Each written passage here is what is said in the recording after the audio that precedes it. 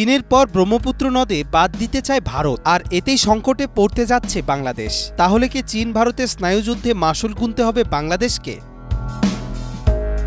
চীন, ভারত, বাংলাদেশ এই তিন দেশের মধ্যে দিয়ে প্রবাহিত হচ্ছে আন্তর্জাতিক নদী। ব্রহ্মপুত্রের ওপর বাঁধ তৈরির প্রকল্পের অনুমোদন দিয়েছে চীন। বেইজিংয়ের এই ঘোষণার পর একই নদীতে বাঁধ দেওয়ার পরিকল্পনা প্রকাশ করেছে ভারত। ভারতীয় সংবাদ মাধ্যম দ্য হিন্দুর প্রতিবেদন থেকে এই তথ্য জানা গেছে। তবে দুই দেশের এই প্রতিযোগিতামূলক প্রকল্পে ক্ষতির আশঙ্কা রয়েছে বাংলাদেশের।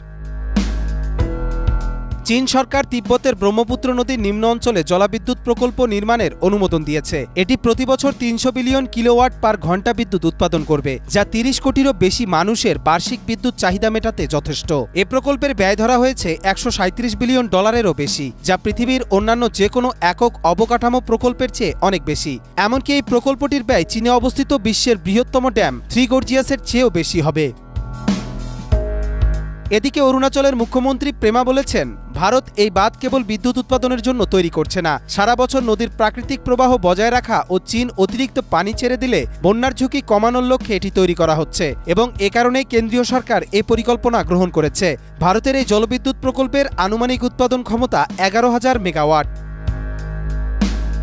দুই দেশের স্নায়ু লড়াইয়ে ক্ষতিগ্রস্ত হওয়ার আশঙ্কা রয়েছে বাংলাদেশ সহ ভাটি অঞ্চলের বিশাল জনগোষ্ঠী ও বাস্তু সংস্থানের। আন্তর্জাতিক নদীতে ইচ্ছামতো বাঁধ দেওয়ার বিষয়ে আন্তর্জাতিক আইনকে তোয়াক্কা না করে এসব প্রকল্প বাস্তবায়ন ইতিমধ্যে বিতর্ক তৈরি করেছে। বিশেষজ্ঞদের মতে এমন অবস্থায় বাংলাদেশের ব্রহ্মপুত্রের অববাহিকার জীবন জীবিকা ক্ষতিগ্রস্তের আশঙ্কা থেকেই এখন সতর্ক অবস্থানে যাওয়া উচিত এবং আন্তর্জাতিক পর্যায়ে বিষয়টি উপস্থাপন করে একটি বহুপক্ষের সমাধান খোঁজার পরামর্শ দিয়েছেন তারা।